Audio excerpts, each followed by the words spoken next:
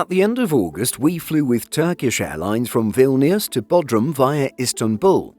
This video will be a review of the connection experience at the new Istanbul airport, as well as the short 1-hour Boeing 777 service from Istanbul to Bodrum Milas Airport.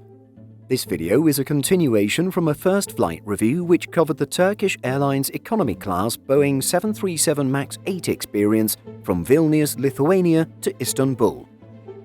In today's video, we'll first go over the experience of connecting at Istanbul Airport, so please do skip ahead if you want to get to the actual flight review.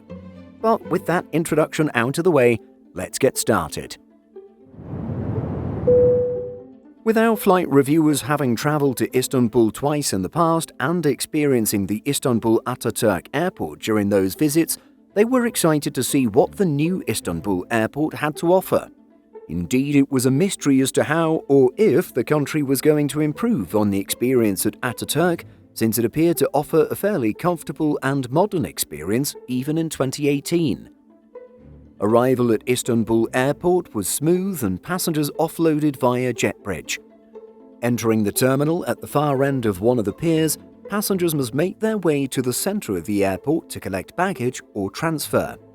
Thus, they have to walk and take a long series of moving walkways to get to the transit area. Thankfully, at the end of almost every moving walkway, there are clean and spacious restrooms for all those passengers who have chosen to hold it in during their flight. On this particular inbound flight, it took about 10 to 15 minutes of walking to get to the transit area. This would certainly have taken much longer without the help of those moving walkways. The first step in transiting was passport control to enter the country of Turkey to transfer onto a domestic flight. On this trip, it took no time at all, as there were numerous border guards available with relatively few passengers to compete with. On the way to finding passport control, there were a number of airport assistance personnel along the way, eager to help find or at least confirm the location of certain services. Some citizens may need to apply for a tourist visa. This can be done in advance online and can take very little time. Tourist visas can range from $15 to $80 depending on your nationality. Applying online allows travellers to bypass the visa on arrival counters at the airport, which appear to have some long lines during this particular trip. After our quick pass-through of passport control, passengers heading on to domestic flights will head over to a security checkpoint. This was a fairly standard experience, with requests to remove liquids and laptops from baggage. Knowing that this short domestic flight from Istanbul to Bodrum would be aboard a Boeing 777, there was definitely an expectation of boarding via jet bridge. However, the gate assigned to this particular flight was a shuttle bus gate, which was surprising and unexpected. These gates are located in a lower section of the terminal, slightly away from the majority of airport shops and services. While this area is a lot simpler than other parts of the domestic terminal, it seemed to have all the basics. The area around the gate had ample seating and also had a simple souvenir shop/cafe along with a set of toilets. There was also a workstation with a number of electrical outlets. Boarding was initially slightly late, but the process was carried out quickly, with a series of buses shuttling passengers across the airport grounds to another side of the terminal. On this trip, the swift ride across the airport provided a good glimpse of one of Turkish Airlines' newly acquired Turkoflot Airbus A350-900s. For those who haven't yet read up on these jets, they are A350s that were initially ordered by Aeroflot but made undeliverable due to the war and subsequent sanctions. Turkish Airlines had picked these up for its own fleet, but had decided to go with a hybrid livery that had Aeroflot colours with Turkish Airlines lettering.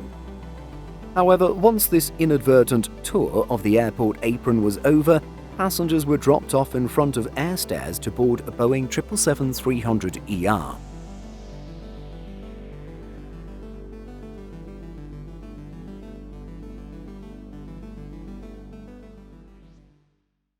With our reviewers' seats located somewhere around row 50, boarding was available via the back door.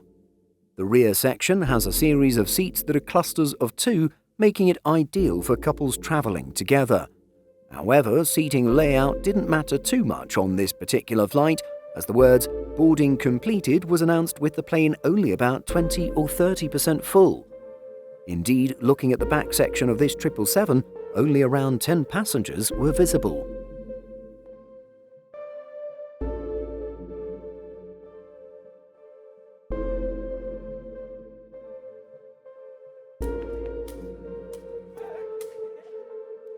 There might have been a subconscious expectation that the cabin of our 777-300 would be fairly modern. Perhaps this misguided expectation stemmed from our reviewers' previous Boeing 777 experiences with Air France and KLM, as both offered refreshed cabins on this aircraft type. However, after stepping on board, it was clear that this was an older jet. Registered Tango Charlie Juliet Juliet Papa, this aircraft is 11 years old.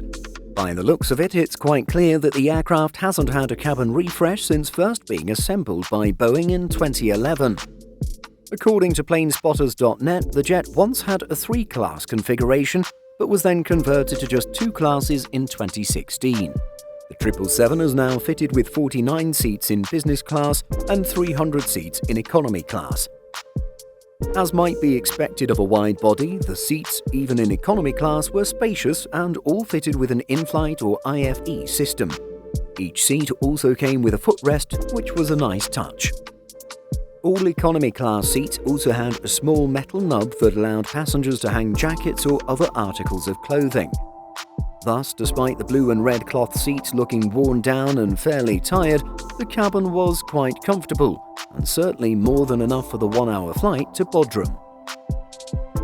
The content within the IFE systems was robust and diverse, and would be the same as the systems found on the recently flown 737 MAX.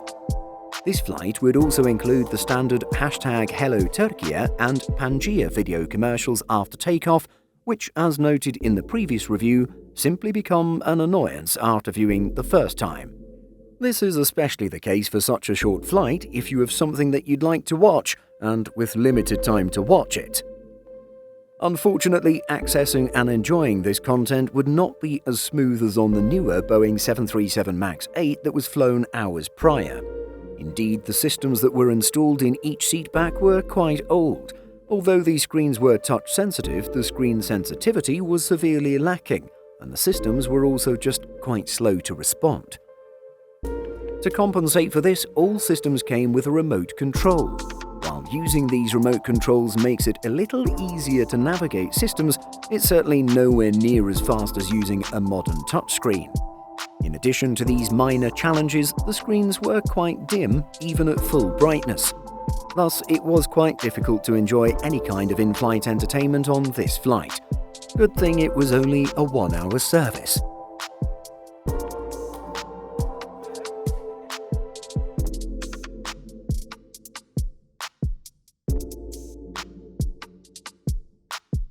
One nice feature on board this aircraft was the pair of external cameras connected to the entertainment system. When landing gear is down, passengers have a view from the front. While the aircraft is in the air, passengers can watch the view provided by the camera below the aircraft's bellow. Just 20 minutes after takeoff, cabin crew came through the cabin to deliver the in-flight meal. Perhaps due to the fact that we were on a fairly short domestic flight, we were only served with sandwiches. However, it was impressive that hot sandwiches were served, which were filled with cheese, tomato, and finely chopped olives. Accompanying the meal was a choice of drinks. In this case, only water, soft drinks, and juice were available. The sandwich tasted quite good. The cheese was soft and had melted nicely into the bread, making it delicious. The flight was smooth and quick and provided a beautiful sunset view of Turkey's coastal and inland landscape. The aircraft touched down on time and offloaded via air stairs.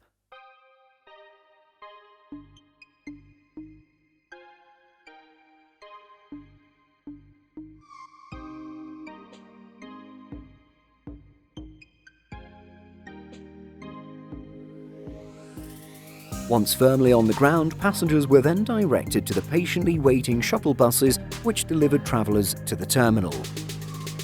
The flight experience was quite pleasant, even if it was on an older aircraft. Just like the first leg of this trip operated by Turkish Airlines, The carrier and its service puts North American and European airlines to shame. Even for a 1-hour domestic flight, passengers had access to an in-flight entertainment system along with a hot meal and beverage. Contrary to what you might experience on a North American airline, none of this required extra payment and was all included in the price of the ticket. While the seats and their in-flight entertainment systems were getting quite old, the flight was still comfortable. The flight attendants were great, and expectations were not only met, but were exceeded. At the same time, this older interior may not be as nice for longer flights. Indeed, at the time of this video's production, we can see that this exact aircraft is also deployed internationally, recently completing flights to New York, Tokyo, and Miami. In these circumstances, it might not be as enjoyable to fly up to 13 hours in this dated cabin with its slower IFE. Ultimately, it's quite likely that the relatively empty cabin went a long way in making the entire experience even more comfortable and pleasant. However, we can say with some certainty that even with a full cabin, this flight experience would have garnered a positive review. Have you ever flown with Turkish Airlines on a domestic flight? Share your experience by leaving a comment. Simple Flying publishes over 150 articles every week. If you're looking for the latest aviation news and insights, visit simpleflying.com.